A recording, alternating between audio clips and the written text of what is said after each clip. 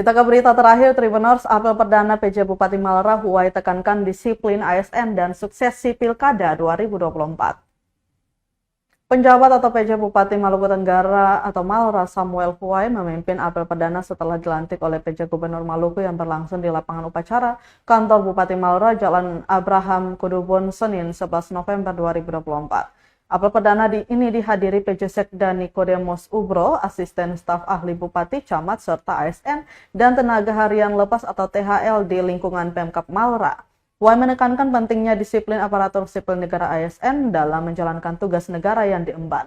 Dia mengatakan anggaran Pemda ini berdasarkan kinerja yang diharapkan ASN tetap disiplin dan tepat waktu dalam melaksanakan tupoksi. Suksesnya Pilkada 2024 bergantung kepada Download Tribun X sekarang, menghadirkan lokal menjadi Indonesia.